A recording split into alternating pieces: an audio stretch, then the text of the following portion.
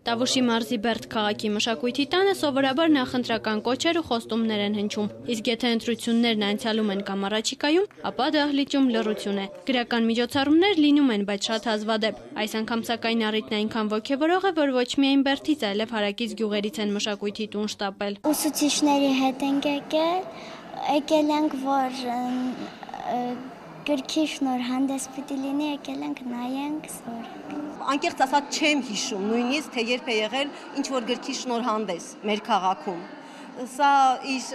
ձևի մեջ շատ եզակի միջոցառում է, եւ եթե նկատեցիք այսպիսի աշխուժություն վաղուց մեր քաղաքում ես չեմ հիշում։ Արտակ Օհանյանի մուտքը այս ձևով ինձ թվում է կնպաստի նաեւ նոր ընթերցասերներ գտնելու։ Սիրունն անեն պոեմը Արտակ Օհանյանի արդեն երկրորդ գիրքն է, որի վրա հեղինակը 17 տարի է աշխատել։ Թեև Արտակն ապրում եւ ստեղծագործում է Մոսկվայում, բայց գրքի հրատարակումից անմիջապես հետո հայրենի քաղաք է շտապել եւ բանաստեղծություններն ու Նանեի ու Մացոյի սիրո մասին պատմող պոեմը ներկայացնում է հենց այս հանդիսատեսին։ Բեմում համազգային թատրոնի այն դերասաններն են, ում ծննդավայրը նույնպես Տավուշի մարզի այս փոքրիկ քաղաքն է։ Կյանքում այս դաժան դարձել ենք գազան, որ ամեն վարկյան սպասում մահին կամ հոշոտում ենք անպաշտպան զոհին։ Հագնում ենք դիմակ, չենք տեսնում հաճախ դիմացի մարդուն կամ նրա հոգին։ Առաջին հերթին հնչել իր սեփական հողում։ Սա մի տեսակ, ես չգիտեմ Արտակը սրա մասին մտածել է թե ոչ, բայց ներքին քննություն է, որ ինքը ուզում է տալ իր դպրոցում, իր տանը եւ հետո նոր դուրս անել։ Ժամանակը իր վիրտուալ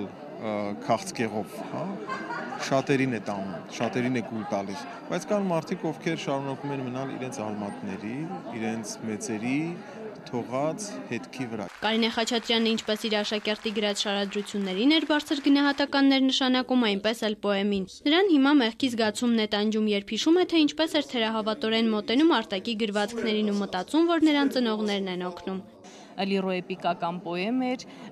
գրված արվեստով, անմիջականությամբ, նաև ժողովրդական կոլորիտն էր այնտեղ մի քիչ կար Թումանյան, մի քիչ կային ազդեցություններ, ես այսօր ուզում եմ խոսել որ արժանինքների մասին եւ այնպես չէ որ անթերի ու անխոսելի ստեղծագործություն է, բայց քանի որ դա իմ աշակերտի ստեղծագործությունն է, ինձ համար ամենան է։ Ներկաներն իրենց հետ որպես նվեր այս գրքերը կտանեն տուն, իսկ հեղինակը խոստանում է, որ Բերդի փոքրիկ գրադարանը դեռ նոր գրքերով համալրվելու հնարավորություն կունենա։ Ռուզան Գիշյան, Ավետիստավյան, Երկիրն այսօր, Բերդ, Տավուշ։